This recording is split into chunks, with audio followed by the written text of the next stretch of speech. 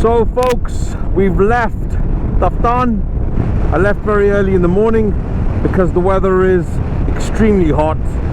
I was with some Germans and some Austrians. I tried to get them into a guest house, but the levies wouldn't have it. So I got them into a guest house so they could shower and get some food. And then they had to go back to the police station where they stayed the night with the levies. I need to make a personal thanks to a few people. One, my older brother, Brigadier Nasser Zia, who has been an inspiration. He knows I'm here, so he makes everything very easy for me when it comes to military checkposts and other military sort of institutions or establishments. And then my other brother, Ali Ramat, who is partners in crime with Nasser Zia, he also helps morale, and he you know, he's always there. We've been friends for a long time, so you know, he's going to be shocked that I've paid him a compliment, because we rarely do. We often insult each other, but that's how we roll.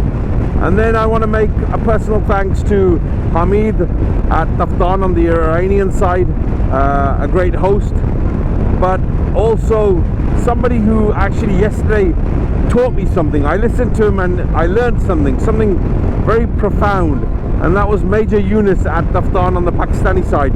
Again, he showed great hospitality. And then finally, a young brother called Abrar, who was instrumental in making myself feel comfortable and the guests that I entered Pakistan with. So I thank him from the bottom of my heart. I thank all of them. Now, back to the video, folks. Look at this. The sceneries from Iran to Pakistan are similar, but yet quite different. You have to look deeply to see the differences, but if you just give it a quick look, then they look very similar, but they're not. I mean, for one, you hardly see any traffic on this side. You know, I've passed a few trucks, but the majority of traffic will probably pick up later in the day. It's now probably around about 8. I've been riding for about an hour and a half, just looking for a petrol station, because most of the vehicles here run on diesel. I'll sign in a little while later. Barren, desolate land. When you're alone in this kind of environment with an open road like so, you just feel one with your surroundings. It's just you and everything you can see. Pretty awesome. The road beckons. A 14.5-hour journey ahead. Tough.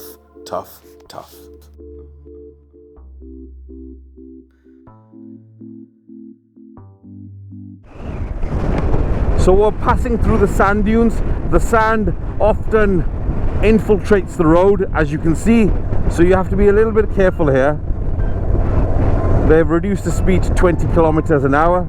I'm probably going way over that, but it's obviously to bear in mind that if oncoming traffic comes, you have to be sensible. Plus, when the tires go over sand, you really don't get much traction, so well, that's quite pretty.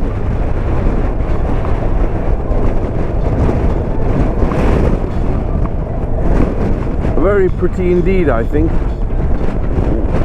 Whoa, I have to slow down because I just went over sand and the back end went one way and the front a little bit on the opposite side. So I now understand why they say go really slow. There are parts now which it's deeper sand, so you're gonna give way if you don't slow down.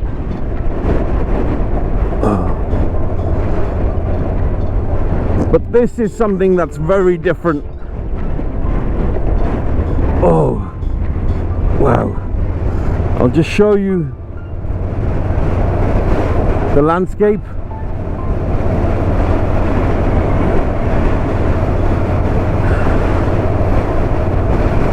You can see the sand being blown across the road.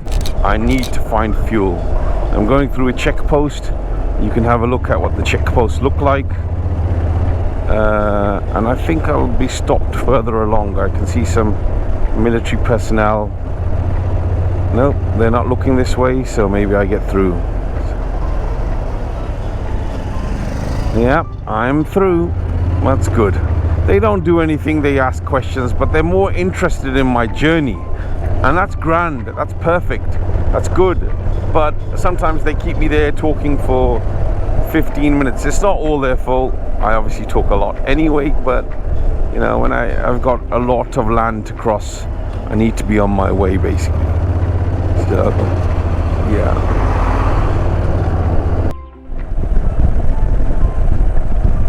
Such a wonderful scene. Greenery and rocks and an open road. Road has been quite nice for a while, and then all of a sudden it just went really bad, really poor. But we carry on because we have to. We have no choice, and hopefully the road might pick up, get smoother as we move along. Just look at that landscape, guys. Oh, by the way, those little mini tornadoes, they just appear everywhere. But look at that landscape. So folks, I've mapped myself a road that goes somewhere, but the check post, the army check post, said nobody comes on this road ever, or hardly ever, because obviously I'm here. Let me just put the helmet down. So let me just repeat that. I've mapped myself a route to Karachi using a road that hardly anyone uses. I just passed the military checkpost and they said nobody uses this road. It's open, you can go. It'll take you maybe 2 hours to do 25 kilometers. And I looked at the road and I said it looks really nice. And they said it's broken further, and then it's lots of twists and turns in the mountains. So we'll see what happens. For now, whoa, well, that's a big dip. Yep, for now I will just carry on and see how far I can get. And I think up ahead it goes off-road because there's no tarmac road left to ride. Interesting. Nice and slow, I think, nice and slow. Oh, I can see the twists and turns. These will be a little more difficult than I thought. Well, I first thought. But up we shall go. Up, up and away.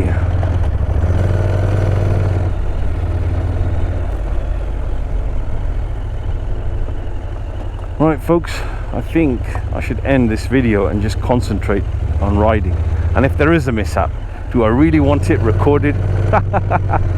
Well,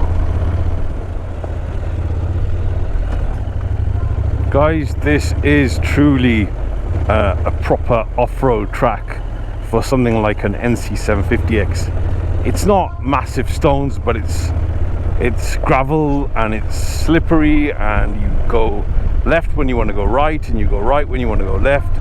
And the landscape, wow, I've said lots of landscapes are desolate, but oh my god, this definitely takes the biscuit cake and the cherry on top.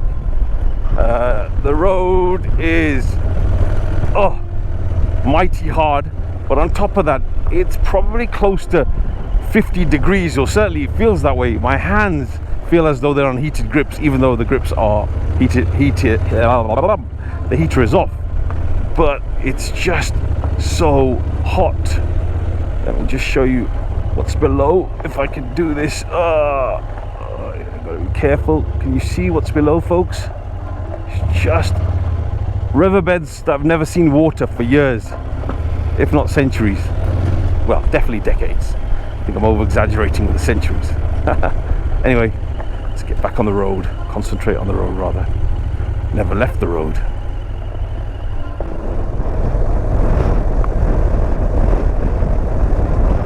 If you were fresh to riding, these kind of roads would frighten the bejesus out of you. So I think today's video is all about off-road tracks. Now we've got a sandy off-road track, and it's not too deep sand, so it's not too difficult, but just got to slow a little bit down because sometimes you lose the front end on these sort of sandy paths. So what I thought would be a shortcut is no way a shortcut at all. That's a bit too sandy for me. Let's go take the rocky road. So they keep saying, oh, it's going to be a nice road soon, it's a nice road soon. 20 kilometers on, which is equivalent to 12 miles, it's still not a nice road. But we have no choice, we have to continue, and so continue we shall. Whoa, ouch. I feel my suspension has got worse. I don't know if it's because of the train or maybe the load that it's carrying. Maybe I need to check the preload, and maybe the spring, the monoshock is just, you know, gone kaput. I don't know. We shall see when we get to civilization. So can you see those little tornadoes? There's one over there and one over there, and some in the distance over there, and there. So it's been off-road, and more off-road. Oh, and I'm really tired. It's now, I checked the temperature, it's 48 degrees, and to say I'm sweltering is such an understatement. The heat just zaps everything out of you. I put the visor down until I sweat, then I put it up so I feel the hot air cool with my sweat, but then once the sweat's dry, the air is so hot, it's like a hairdryer working you really hard. So, oh, we got some tarmac for a change, but it's all broken and no doubt only will last for a little while. But what can you do? Smile and carry on. Haha, I'm smiling. What a road! What a road! Pothole infested it may be, but it looks so beautiful, so grand, so wild and wonderful. Woohoo! Just look at that road, boys and girls, and look at the surrounding.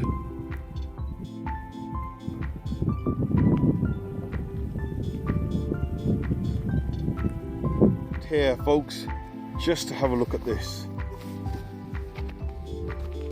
Palm trees, fields, and a little village in what can be described as barren land. Very barren indeed. You can't really christen yourself as being in Pakistan until you have street food. And that's the bike there. I'm in Haran, and I'm trying to get to Khunjrab, but I'm not sure if I'm going to make it. I'll find a place to stay, and then inshallah tomorrow maybe Karachi. Motorcycle fan is operating. Seems very hot here, and it is hot, and I think the motorcycle is feeling it. Look at that view, look at that beautiful valley, and there's the road ahead. My boots. So folks, this is where I stayed. I actually was stopped by military at a military checkpost, and they held me far too long, so I arrived. I couldn't arrive at the hotel I was planning to arrive. It got dark and I had to find shelter, and then I came to an eating stop, and the chap there, a wonderful chap called Faisal, he took me to his home, and they put me in this wonderful tent so I wouldn't be bitten alive or eaten alive by mosquitoes, and I had one of the most calmest sleeps I've had for a long time. This is his son. He's been such a wonderful character, helping me, feeding me, looking after me. I feel like I've been spoilt, but the journey will continue, and I'll hit the road very soon towards Karachi. So that's the end of a 14.5-hour journey. I'll see you tomorrow for another adventure.